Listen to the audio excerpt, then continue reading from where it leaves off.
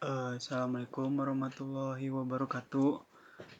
Perkenalkan, saya Fahmi Fauzan dari kelas IF 41 Gabungan 03 mata kuliah Sistem Keamanan Cerdas. Pada kesempatan ini, saya akan menjelaskan proses analisis dari tugas besar Sistem Keamanan Cerdas yang mana berjudul analisis fitur serangan pada sistem deteksi berbasis AI menggunakan prinsipal komponen analisis pada intrusion detection evaluation. Jadi untuk yang pertama itu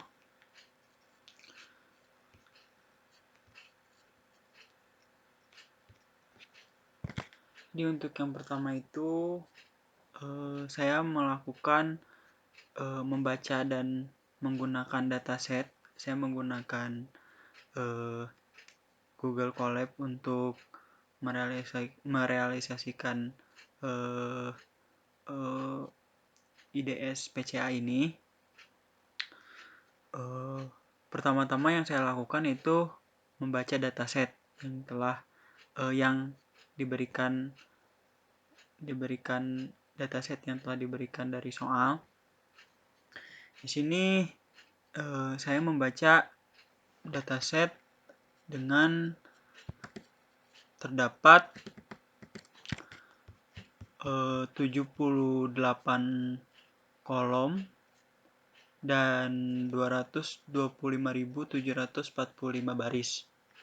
Di sini saya sebelum saya mengimport data, saya terlebih dahulu import library-nya. Di sini saya menggunakan Pandas, NumPy, IO, Matplotlib untuk membuat plot dan Seaborn SNS. Setelah saya import, saya baca data. Di sini terdapat 78 kolom atau sekitar 78 kolom, yang mana kolom ini merupakan fitur. Jadi fitur yang terdapat pada dataset tersebut itu hanya dipilih 15. Nah, sebelumnya sudah ada penelitian yang melakukan penelitian ini dengan memilih 25 fitur dari 78 ini. Nah, dari 25 ini saya memilih lagi 15 untuk dijadikan suatu analisis PCA itu sendiri gitu. Nah, sebelum saya mengolah datanya, terlebih dahulu saya membuat atau mengolah nama-nama kolom yang ada spasinya. Saya hilangkan spasinya gitu. Dimana di sini DF, IDS, PDR, CSP ini yang mana saya menggunakan algoritma ini tuh untuk menghilangkan spasi yang ada pada nama kolom tersebut. Tujuannya untuk apa? Agar dapat program membaca data tersebut gitu. Karena setelah saya coba sebelumnya, program tidak dapat membaca data yang saya import sebelumnya gitu. Di sini bisa dilihat nama-nama kolom yang sudah tidak ada spasinya gitu. Ya, namun saya memiliki masalah lain, yaitu terkait label. Di sini label masih formatnya string gitu. Di sini juga saya tidak bisa mengolahnya gitu.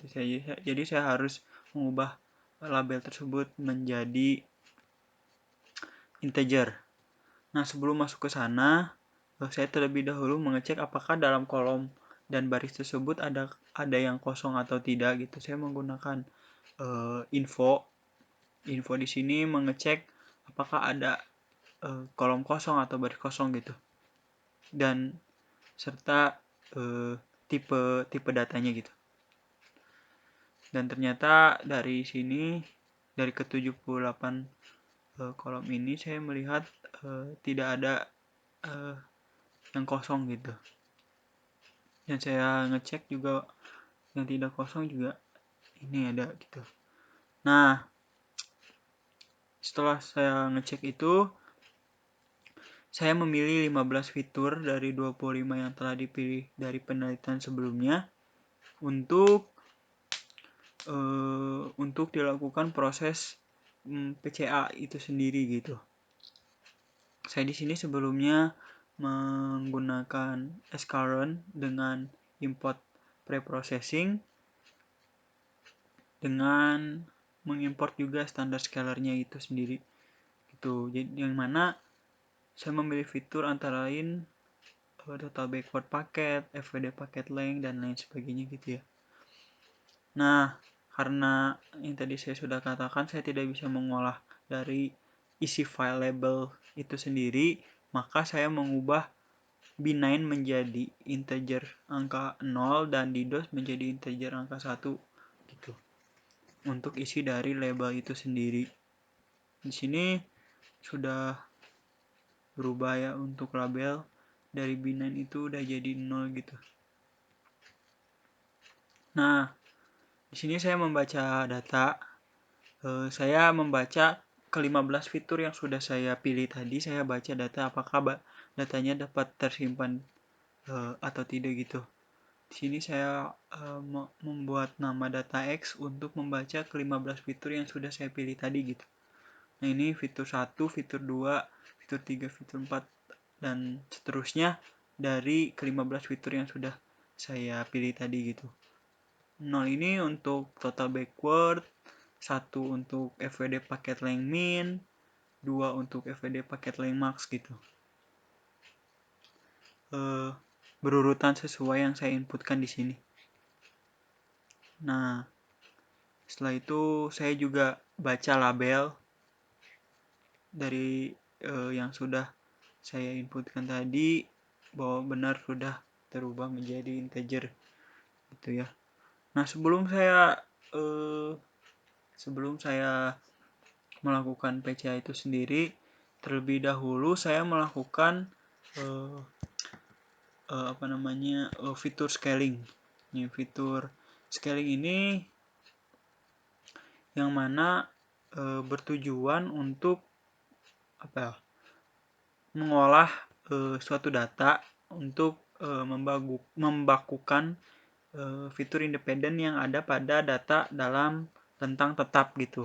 Jadi jika proses scaling ini tidak dilakukan, maka besar kemungkinan menyebabkan data yang kita olah itu akan lebih membaca nilai data yang lebih besar dibandingkan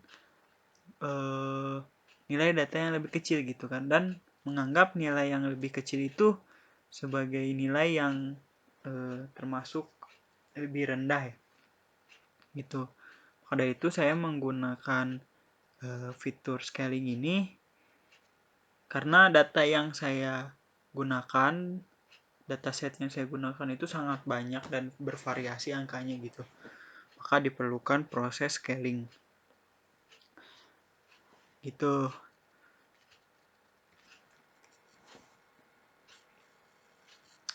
Nah, setelah melakukan proses scaling ini, saya membuat data trend dan data test gitu. Yang mana data trend dan data test ini bertujuan untuk proses pencarian atau penentuan data trend dan test yang nantinya digunakan dalam suatu pemrosesan penentuan nilai PCA itu sendiri, dan nantinya bisa digunakan untuk akurasi dari nilai true positif, true negatif, false positif, false negatif yang saya akan lakukan pengujiannya di akhir. Gitu. Nah, di sini bisa dilihat data trendnya berapa dan data testnya berapa gitu. Nah, setelah saya melakukan data trend dan data test itu, saya baru mengimportkan PCA-nya dari ke-15 fitur yang sudah saya gunakan. Saya lakukan scaling dan saya lakukan data trend dan test, baru bisa saya baru bisa saya gunakan untuk mengimport PCA gitu. Nah, di sini untuk import PCA itu sendiri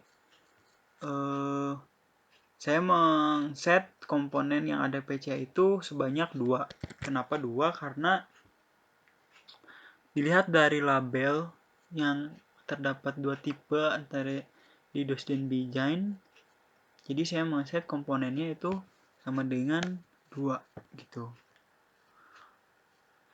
Nah, bisa dilihat di sini saya membaca data model PCA-nya gitu. Ini PCA 1 dan ini PCA 2 gitu. Gitu. Nah, setelah saya mendapatkan PCA ini baru saya memplot untuk mengetahui penyebaran data yang telah saya plot gitu. Telah saya lakukan di principal komponen analisis gitu, dan ini bisa dilihat PCA-nya. Nah, setelah saya melakukan PCA, selanjutnya saya menghitung rata-rata, nilai max, nilai min, standar deviasi, dan varian gitu. Sesuai dengan yang dipinta pada soal. Gitu. Di sini saya bisa melakukan data XDescribe yang mana bertujuan untuk melihat nilai min, standar deviasi, minima, max gitu dari ke-15 fitur yang saya gunakan, dan tapi ini antara Beijing dan DDoS itu masih menyatu gitu.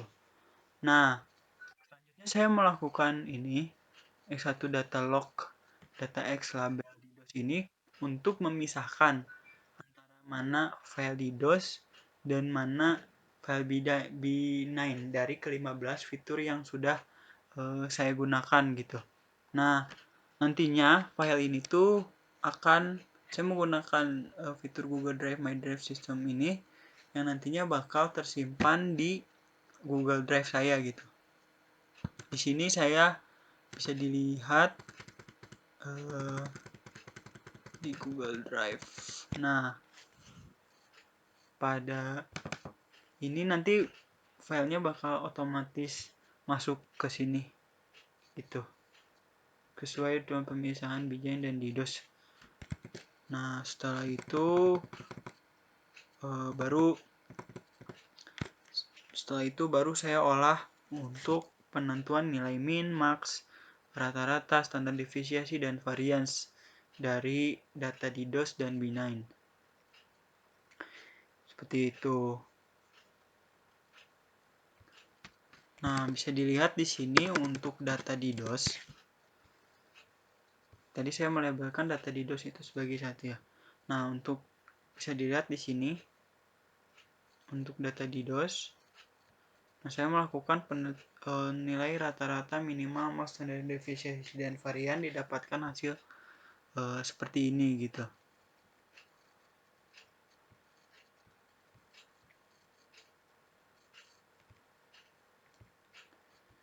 Nah, ini untuk histogramnya dari ke-15 fitur yang sudah dilakukan tadi dari data DDoS gitu. Jadi yang sesuai, yang satu itu adalah total backward packet, 2 itu forward packet length gitu ya. Nah, bisa dilihat di sini gitu bahwa dari hasil yang saya olah tadi ternyata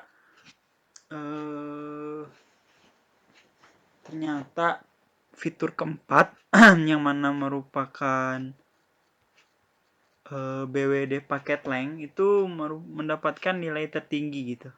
Berarti BWD packet length ini tuh merupakan pengaruh yang besar terhadap serangan DDoS itu sendiri gitu.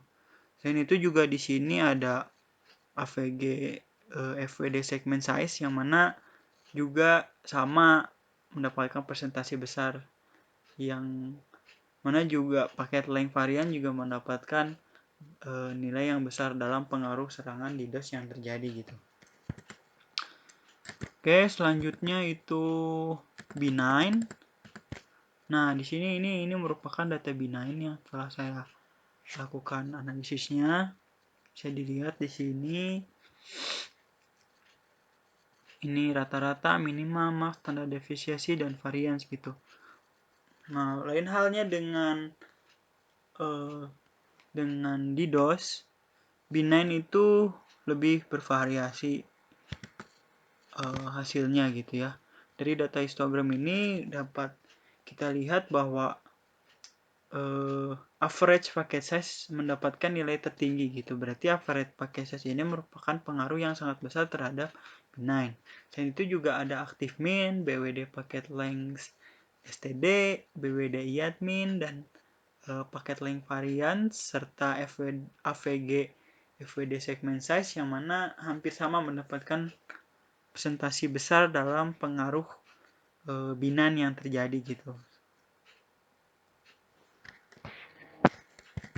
Oke, itu merupakan masing-masing dari DDoS dan B9, analisis masing-masing dari DDoS dan B9 dari hasil rata-rata dan rata-rata, varian, standar deviasi, dan min-max gitu. Nah, selanjutnya ketika kita compare antara data histogram B9 dan DDoS, kita bisa lihat di sini gitu. Diagram oranye itu merupakan DDoS dan diagram biru itu merupakan B9 gitu. Kita bisa lihat di sini bahwa dari histogram tersebut bahwa DDoS yang warna oranye ini, diagram oranye ini merupakan pengaruh yang besar terhadap fitur yang dipilih. Dilihat dari dominasi diagram yang ada pada histogram gitu. Yang mana BWD packet length STD, AVG, FWD segment size, dan packet length variance merupakan fitur yang mendapatkan pengaruh besar terhadap DDoS gitu. Jadi dari ke-15 fitur tersebut kita bisa dilihat bahwa pengaruh terbesarnya itu terhadap DDoS bukan terhadap B9 gitu. Nah, selanjutnya itu pengukuran nilai true positif, true negatif, false positif, dan false negatif gitu. Nah, sebelumnya saya di sini menggunakan tiga metode algoritma, yang mana antara lain random forest, KNN, dan naive Bayes.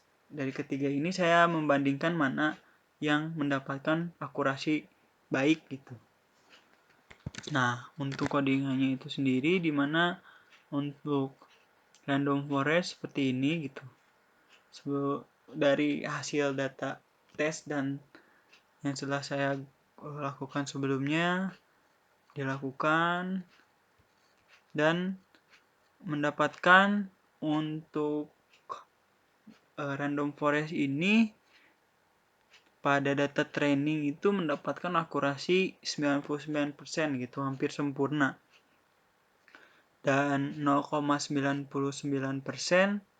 itu untuk data tes atau validasi akurasi dari random forest gitu. Nah, kita bisa lihat di sini bahwa ini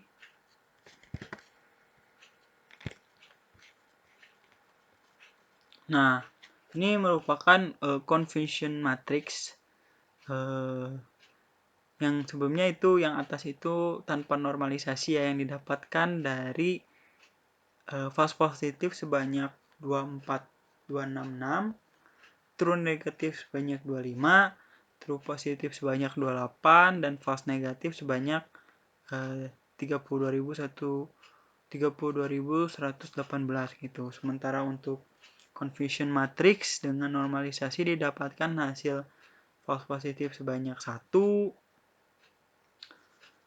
true negatif sebanyak 0,01, true positif sebanyak 0,00087, dan false negatif sebanyak 1. Tuh. Nah, selanjutnya saya menggunakan metode KNN. Nah, KNN ini saya ngeset untuk K-nya itu 7. Setelah saya lakukan pengujian untuk K 7, 5, dan 3 yang telah saya lakukan, itu kurang lebih hasilnya sama, akurasinya baik gitu. Kita bisa lihat di sini untuk trainingnya 0,99 itu 99% dan validasi akurasinya juga 99% gitu.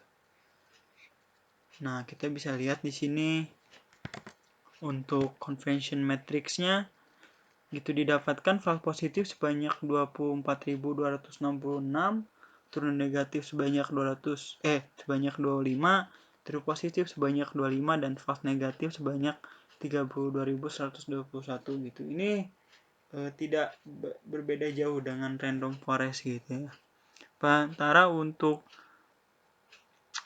convention matrix dengan normalisasinya gitu ya, sebanyak false positif sebanyak 1, true negatif sebanyak 0,01, true positif sebanyak 0,0078 dan false negatif sebanyak 1. Tuh. Nah, selanjutnya saya menggunakan algoritma metode naive Bayes. Algoritma metode naive Bayes di sini untuk mengukur, pertama saya melakukan klasifikasi Gaussian naive Bayes-nya sama kayak tadi, saya klasifikasikan data fit dari trend dan trend. Setelah itu saya predik nilai akurasi dari data tes. Nah, ini sedikit mengalami perbedaan dari data sebelumnya bahwa di naive Bayes itu mendapatkan persentase 78% untuk data tes dan 77% untuk data training gitu. Dan akurasinya sedikit lebih rendah daripada random forest dan KNN. Kita bisa lihat di sini untuk convention matriksnya, yang mana false positif sebanyak 12.129, true negatif sebanyak 12.162, true positif sebanyak 210 dan false negatif sebanyak 31.936 untuk convention metric tanpa normalisasi.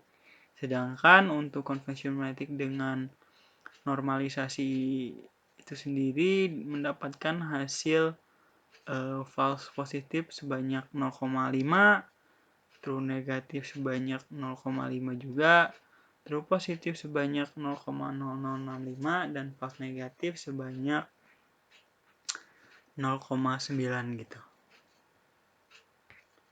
Ini dari ketiga algoritma metode yang saya lakukan untuk mengukur convention matrix gitu. Bisa dilihat di sini untuk saya pribadi lebih memilih pengukuran dengan naive Bayes karena lebih make sense atau lebih masuk akal, karena tidak hasilnya bagus tapi tidak terlalu sempurna seperti KNN dan random forest gitu. Saya tidak tahu apakah random forest dan KNN itu benar-benar aktual hasilnya atau tidak gitu.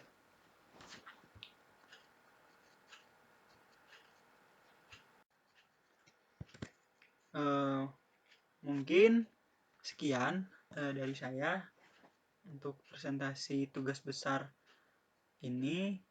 sistem keamanan cerdas ini. Terima kasih sebelumnya.